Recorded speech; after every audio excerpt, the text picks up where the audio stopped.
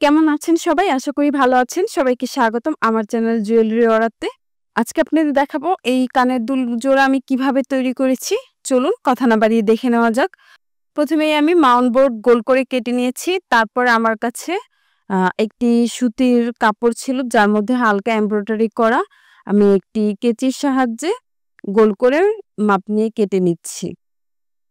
দেখতেই পাচ্ছেন আমি অল্প করে কাপড় কেটে নিচ্ছি আর ফেব্রিক গ্লু দিয়ে আটকে দিচ্ছি। এই সাইডে কাটার ফলে দেখা যাবে আমার যে কাজের ফিনিশিংটা ওটা খুবই ভালো আসবে।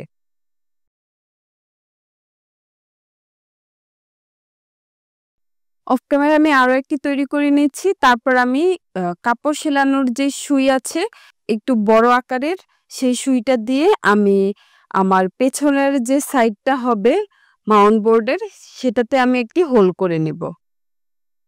পুশ বা এয়ার স্টার্ট পিন যেটাই বলেন এটা আমি হোলটার মধ্যে ঢুকিয়ে দিব।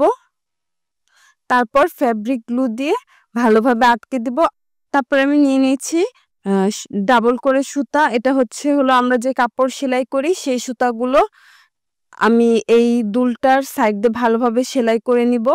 এতে দেখা যাবে পরবর্তীতে খুলে যাওয়ার একটা চান্স থাকবে না।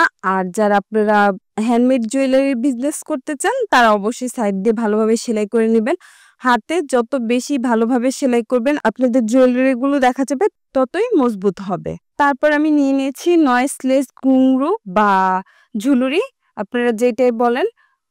আমি এটা শো এর মধ্যে গেঁথে তারপর আমি সাইডে নিচে ঝুলিয়ে দিব। এই কাজগুলো আপনারা একটু আস্তে ধীরে করবেন। আর আপনারা ভালোভাবে ভিডিওতে লক্ষ্য করলে দেখতে পারবেন আমি ২-১ টা ঘুঙরু বাদে আবারও সেলাই করছি।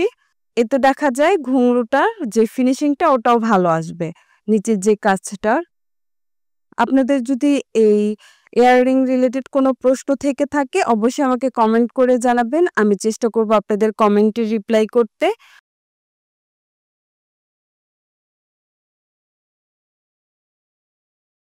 আমার ঘুঙরুটা সেলাই করা শেষ।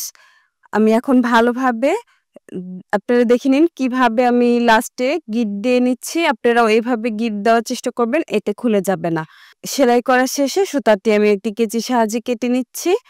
দেখুন আমার কানের দুলটা তৈরি করা শেষ। আমি অফ ক্যামেরায় আরো একটি কানের দুল তৈরি করে নিয়েছি।